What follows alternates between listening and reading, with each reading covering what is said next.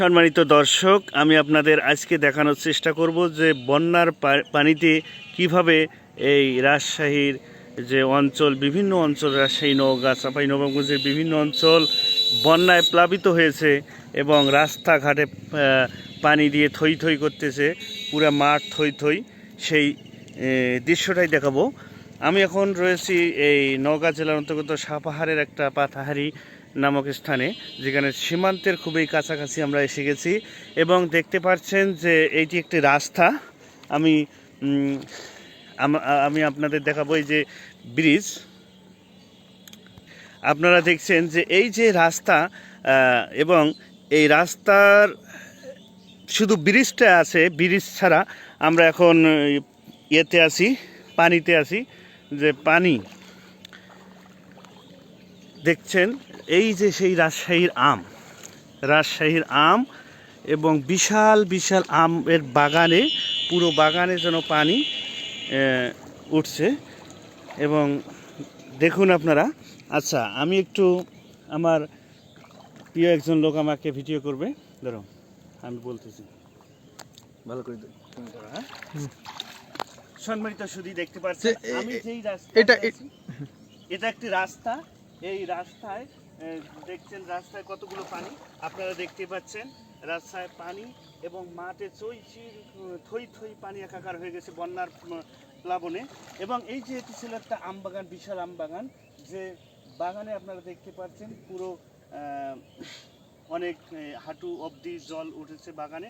আমরা দেখতে পারবো যে বাগানে অনেক জল, এটা অনেক নিচু জমি, একটু বাগান পর্যন্ত। এটা একটা সীমান্তের কাছাকাছি, আপনারা দেখতে পাচ্ছেন ওইদিকে একটা সীমান্তের লাইট বাতি জ্বলছে।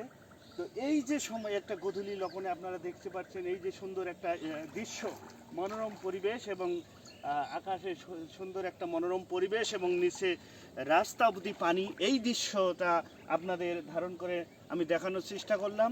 তা এবার আমি একটু মোবাইলটা হাতে নেব, আমি আপনাদের আরও কিছু দেখানোর চেষ্টা করব। আমরা এইটা ছিল সেই রাস্তা, যে রাস্তা দিয়ে আমরা যাতায়াত করছিলাম, কিন্তু সেই রাস্তা বর্তমান পানিতে প্লাবিত হয়েছে এবং অনেক পানি।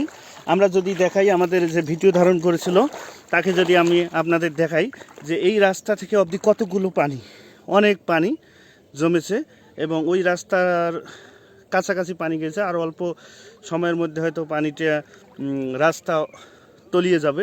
এই বন্যার পানি আসলে মূলত দেখা যাচ্ছে এটা হচ্ছে ভারত বাংলাদেশ একটা সীমান্ত এলাকা, এবং এটা সীমান্ত একটা পুনর্ভাবা নদী আছে। সেই পুনর্ভাবা নদী থেকে এই পানিগুলো মূলত ভারত থেকে এসেছে এবং ভারতের পানি দিয়ে প্লাবিত হয়ে বন্যা আকার ধারণ করেছে। আপনারা দেখছেন রাস্তায় লোক দাঁড়িয়ে আছে এবং আমরা চেষ্টা করব আমাদের ওনার সাথে একটু কথা বলার জন্য। আমরা এখন ওই দিকে যাব।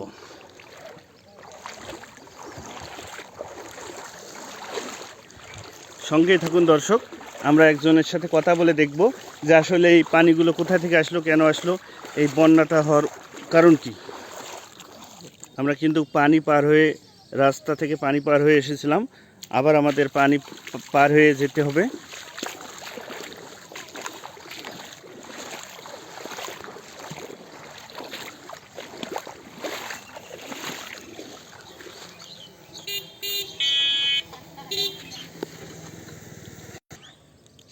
এই সেই রাস্তার মানে পার অবধি পানি উঠেছে, আর অল্প বন্যা হলে হয়তো রাস্তাটা তলিয়ে যাবে, তখন এই লোকজন যাতায়াত করতে পারবে না এবং যাতায়াত করতে সমস্যা হবে। ধন্যবাদ সকলকে।